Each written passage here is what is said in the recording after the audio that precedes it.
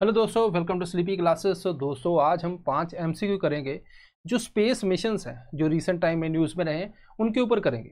तो चलिए स्टार्ट करते हैं। यहाँ पे जो पहला क्वेश्चन है वो है आर्टेमिस मिशन के ऊपर। अब यहाँ पे आपको वीडियो स्टॉप करो और इसका आंसर ढूंढने की कोशिश करो। मतलब ये नहीं कि आप इंटरनेट पे ढूंढो, नहीं, आप कोशिश करो कि इसका आंसर क्या हो सकता है, उसके बाद प्ले करो ताकि जो है ना बहुत ज़्यादा टाइम हम ना लें। ठीक है, चलिए स्टार्ट करते हैं। पहले why is the Artemis mission significant compare to Apollo mission. ऐसा माना था कि अपोलो मिशन जो है मून पे गए और अब जो आर्टेमिस मिशन है नासा का वो मून के ऊपर जा रहा है। तो दोनों में क्या फर्क है? ठीक है, चलिए देखते हैं। It aims for sustainable human presence on moon, not just short visit. कि जो अपोलो था वो शॉर्ट विजिट के लिए था, ये तो एक लॉन्ग टर्म प्लान है।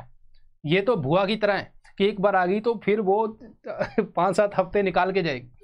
तो वो उस तरह का प्रोग्राम है ये। ठीक है, इट इन्वॉल्व्स इंटरनेशनल पार्टनर्स, यहाँ पे बहुत से और इंटरनेशनल पार्टनर्स हैं। Then it plans to use lunar resources, water, ice for the future Mars mission. कि हम ये मानते हैं कि यार अगर उधर हाइड्रोजन से हमारा काम बनता है तो फ्यूचर के अंदर जो है हम मार्स मिशन वहीं से ले लेंगे, क्योंकि उधर ग्रेविटी कम है अर्थ के कंपेरिजन, तो अच्छा वहाँ पे लॉन्च होगा। चलो अब देखते हैं, ये भी सही है।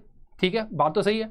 क्यों? क्योंकि वो पहला शॉर्ट मिशन था। अब ये नासा वाले क्या कर रहे हैं कि हम जाएंगे और वहाँ पे जो है पूरा रेजिडेंस टाइप बनाएंगे, मतलब ऐसी कंडीशन बना देंगे कि उधर से भी अगर हम फ्यूचर के अंदर कहीं और जाना है तो उधर से जाएंगे।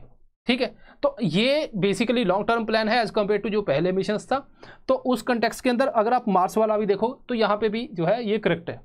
तो सारे स्टेटमेंट करेक्ट हैं, तो D is the right answer. Okay, तो आर्टेमिस मिशन बेसिकली क्या है कि इसके अलग अलग स्टेजेस हैं। ये कहता है कि हम जो है नासा है और बाकी कंट्रीज़ हैं, और ये जो मून के ऊपर विद द टाइम पहली बार नहीं कि देन एस्ट्रोनॉट वगैरह उनको पहले वैसे गया, उसके बाद एस्ट्रोनॉट जाके ऑर्बिटर के अंदर चक्कर लगा के आएंगे, देन उनको वहाँ पे वो लैंड करेंगे और फ्यूचर एस्पेक्ट देखेंगे कि फ्यूचर के अंदर हम वहाँ से क्या कर सकते हैं। ठीक है जी, ओके।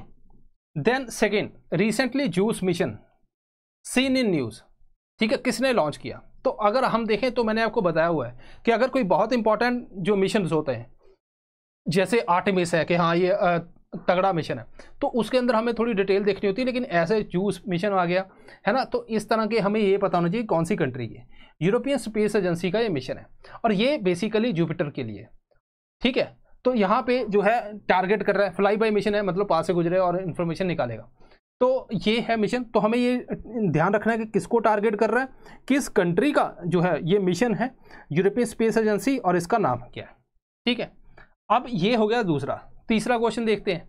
यहाँ पे कुछ मिशंस हैं और उनकी कंट्रीज हैं, इनको मैच कौन से सही है। ठीक है, वो हमें देखने हैं कितने पेयर सही है।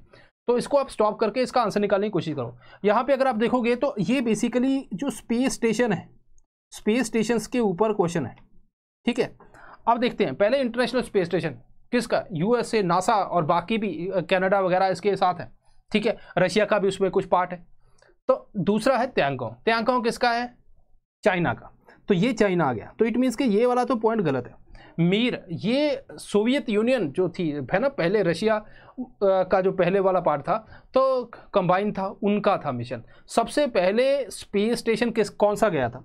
मीर, नंबर 1। उसके बाद अब इंटरनेशनल, अब त्यांगोंग। तो उस तरह से देखें तो ये वाला पॉइंट गलत है। गगनयान अपना ये टेम्परेरी है, तो ये वाले दूसरे परमानेंट स्पेस स्टेशन है। गगनयान तो है कि हम 3-4 दिन निकालेंगे और उसके बाद वापस आ जाएंगे। फ्यूचर के अंदर जो है हम डेफिनेटली यहाँ पे परमानेंट स्पेस स्टेशन बनाने वाले हैं, तो इंडिया के पास अभी नहीं। तो ये वाला पॉइंट तो ठीक है। ठीक है, तो हमारे 2 यहाँ पे पॉइंट ठीक हुए, तो 1 और 4 C is the right answer. Okay, तो अब यहाँ पे अगर हम देखें तो 1986 मीर, देन चाइनीज़। ठीक है, और यहाँ पे इंटरनेशनल स्पेस स्टेशन। अगर इनका साइज भी देखोगे तो इंटरनेशनल स्पेस स्टेशन काफ़ी ज़्यादा बड़ा है, बाकी तो ये छोटे हैं, है ना, चिड़ियाँ लग रही हैं, इसके आगे तो कुछ भी नहीं है। तो ये है, क्योंकि इंटरनेशनल स्पेस स्टेशन के ऊपर बाकी भी काफ़ी ज़्यादा लैब्स हैं, रशिया का भी पार्ट है, कनाडा का भी पार्ट है ना। तो इसीलिए अभी जो है एक्सियम 4 मिशन के अंदर जो है इंडियन एस्ट्रोनॉट भी वहाँ पे गए और फ्यूचर के अंदर वो गगनयान में पार्टिसिपेट करने वाले हैं।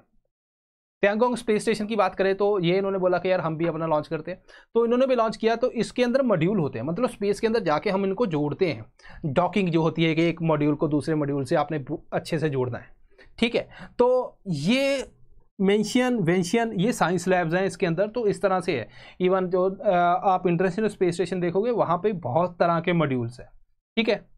ओके, अब यहाँ पे फोर्थ जो क्वेश्चन है ये है निसार मिशन। रिसेंटली ये आया कि निसार मिशन लॉन्च हो गया, तो निसार मिशन के ऊपर जो इन्फॉर्मेशन है वो पूछी गई है। अर्थ ऑब्जर्वेशन सैटेलाइट है, ठीक है, ज्वाइंटली कौन कर रहा है, नासा और इसरो। तो ये नाम से थोड़ा बहुत हमें पता चल रहा है, हाँ यार शायद दोनों यही हो। L band and S band दो फ्रिक्वेंसी बैंड है जो इसके अंदर यूज हो रहे हैं। पहला है मिशन ऐसा। सिंथेटिक अपर्चर रडार की बात यहाँ पे हो रही है, ठीक है। सिंथेटिक अपर्चर रडार के बारे में अगर आप देखोगे थर्ड स्टेटमेंट उसी के बारे में है। यूपीएससी के अंदर हो सकता है आपको इसी के ऊपर एक क्वेश्चन आ जाए। थर्ड स्टेटमेंट क्या कहती है, synthetic apertures a sequence of acquisitions from shorter antenna are combined to simulate a larger antenna, ठीक है। ओके, सो यहाँ पे अगर देखें पहली बात तो पहली स्टेटमेंट तो ठीक है, दूसरी स्टेटमेंट भी ठीक है और तीसरी भी ठीक है। अगर आप ध्यान से देखो तो जनरली क्या होता है कि जो एंटीने का जो साइज़ है ना उसके हिसाब से हमें रेजोल्यूशन का पता चलता है, मतलब कि ऊपर से आप कितनी छोटी चीज़ देख पाओगे, रेजोल्यूशन उसको डिनोट करती है। तो अगर मेरे पास बहुत बड़ा एंटीना होगा तो हम उसकी रेजोल्यूशन अच्छी होगी और अर्थ ऑब्जर्वेशन हम बेटर कर पाएंगे, है ना। सो अब स्पेस के अंदर इतना बड़ा एंटीना कैसे लाएंगे, वो पॉसिबिलिटी नहीं है।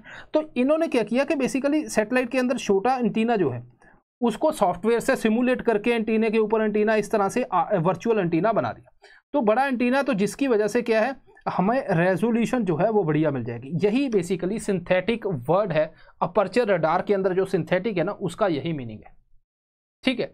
अब यहाँ पे अगर आप देखोगे तो सारी स्टेटमेंट ठीक है, D is the right answer. Okay, अब यहाँ पे बात आती है कि दोस्तों साइंस एंड टेक की। साइंस एंड टेक इस बार आप देखोगे क्रैश के अंदर जो हमने क्वेश्चन किए 20 टॉपिक के आसपास हमने कवर किए थे, 3 उसमें से आगे, है ना। तो मेंस के अंदर तो 3 ही आए, तो 3 ही उसमें से थे, ज़्यादा आते तो ज़्यादा आ जाते, है ना। हमने 20 से ऊपर मैं क्यों करवाता हूँ 1-2 कि कभी सारे साइंस एंड टेक के आ जाए, है ना। तो उतने तो हमें पढ़े होने चाहिए।